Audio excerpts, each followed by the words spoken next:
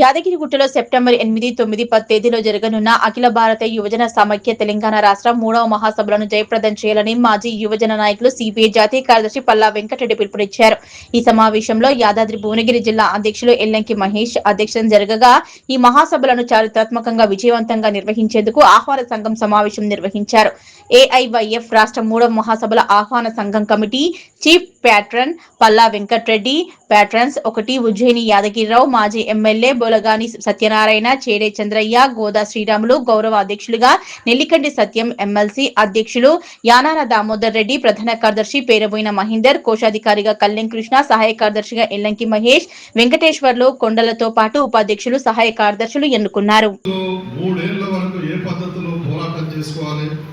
గత 3 సంవత్సరాలుగా మనం ఏం పోరాటం చేసినామనేటటువంటిది చర్చించి ఈ తెలంగాణలో ఉన్నటువంటి నిరుద్యోగ సమస్యల మీద నిరంతరం పోరాటం చేస్తూ భవిష్యత్తు కార్యాచరణ నిర్వహించుకోవడానికే గత కార్యక్రమాలు సమీక్ష చేసుకుంటూ భవిష్యత్తు కార్యక్రమాలకు సిద్ధపడడానికి ఒక మహాసభలు అనేటటువంటి ఉపయోగపడుతుంది.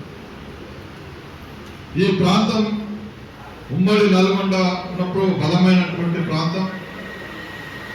ఈ ప్రాంతంలో వైఎఫ్ మహాసభలు పెట్టడం అంటే కూడా ఒక రాష్ట్రంలో ఒక చర్చ అనేటటువంటి జరుగుతుంది. ఆ జరిగినటువంటి మనం పెట్టేటటువంటి నల్గొండ అంటే ఉమ్మడి నల్గొండ అనగానే తెలంగాణ సాయుధ పోరాటం మొదలైనటువంటి ప్రాంతం అనేటటువంటి తెలుసు.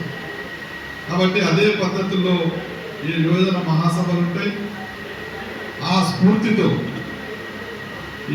వచ్చే యువతరం అంతా కూడా ఆ సాయుధ పోరాట స్ఫూర్తితో భవిష్యత్తులో ఈ రాష్ట్రంలో ఎదుర్కొంటున్నటువంటి యువకుల సమస్యల పైన సన్నద్ధం అవుతారు.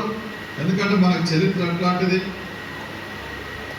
మన వైఎఫ్లో ఉన్నటువంటి వాళ్ళంతా కూడా ఎప్పటికప్పుడు సమస్యలని అవగాహన చేసుకొని పోరాటం చేయడానికి సిద్ధపడతారు.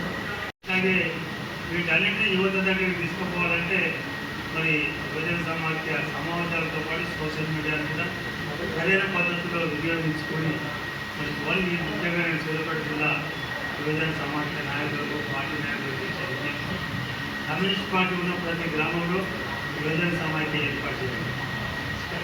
ఆ యువజన సమాఖ్య ఈ లోపల ఆ గ్రామం నుండి 5 మందో 10 మందో ప్రతినిధులంతా ఈ బహిరంగ సభకు కార్యాచరణ ప్రకటిస్తారని ఆ బహిరంగ సభకు వచ్చినట్టుగా అందరూ కూడా ఎర్ర చొక్కాలు వేసుకొని వాళ్ళందరూ ఏమనుకుంటున్నారంటే కమ్యూనిస్ట్ పార్టీకి